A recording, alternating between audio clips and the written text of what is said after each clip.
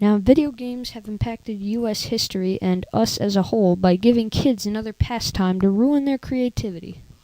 Now, I know it sounds ridiculous, but it's very true. For example, if video games had vanished, most kids might be bored out of their minds. Try to wrap your head around that one. But besides that, we need to cover the basics of history first.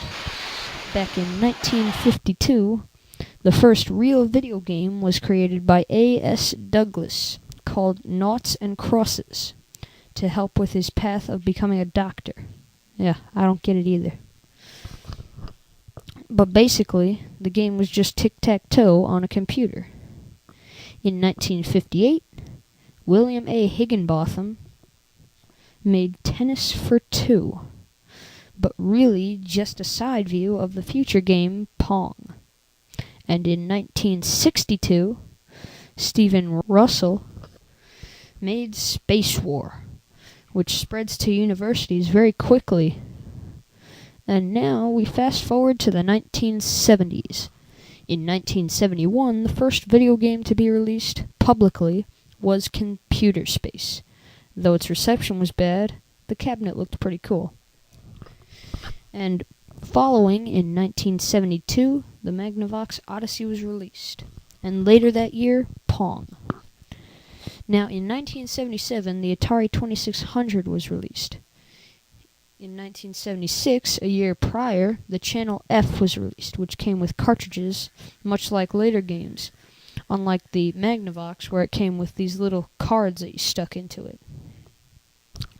Now, in 1978, two big things happened. One to be the Odyssey 2, with its 49-key keyboard, and the iconic Space Invaders. Now, interesting fact about Space Invaders. Most people, when it was released in the arcades, thought it was by those two people who brought us Pong because of its addictive qualities. Me, I don't see the resemblance. Now, following in 1980 is Pac-Man, but was originally introduced as Puck-Man, and the U.S. distributors changed its name as to not have people change it to something offensive, if you know what I mean. Now, following year after Pac-Man, we get Donkey Kong. No, not the NES Donkey Kong. Arcade Donkey Kong, which was only in Japan, but was a smash hit there. And then, in 1984, Nintendo releases the Famicom, only in Japan. And then in 1986, Nintendo brings its marketing campaign to America with the Nintendo Entertainment System, or NES, along with the Sega Master System by Sega, a big competitor to Nintendo at the time.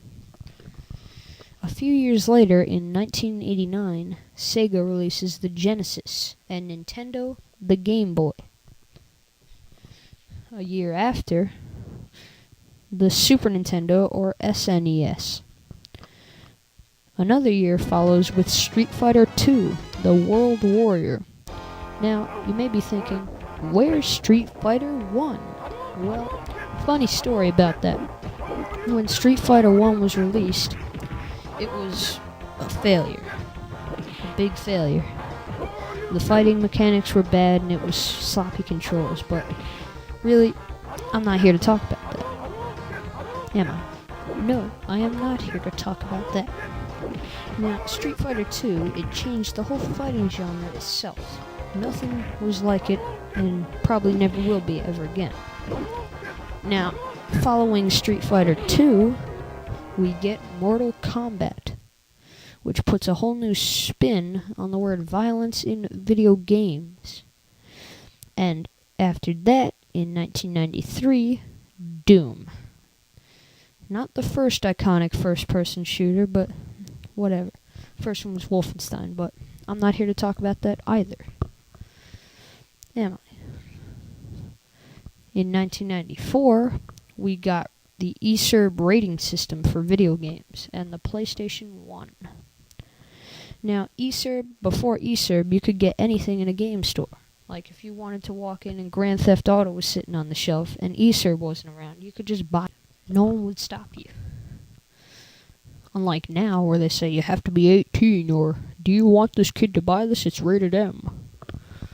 Anyway, after the PlayStation 1 in 1995 and 96, we got the Sega Saturn and Nintendo 64, or N64 as most call it, with Super Mario 64, a revolutionary 3D upgrade of the original Mario, and The Legend of Zelda Ocarina of Time, again, a major upgrade to the original. Now, these games were very revolutionary, and in fact, probably too revolutionary, because A, if you think about it, Super Mario 64 ushered in a whole new genre of bad video games or good ones. You like them or you hate them. They even used the same engine. Pretty cheap. But anyway, moving on, in 1999, we get the Sega Dreamcast, followed in 2000 by the largely popular, and still popular, I think, PlayStation 2. Now, if you think about it, without all these games to occupy kids now and ruin their creativity, they might just go crazy on us. If we took them away for even one day, they would rip us apart.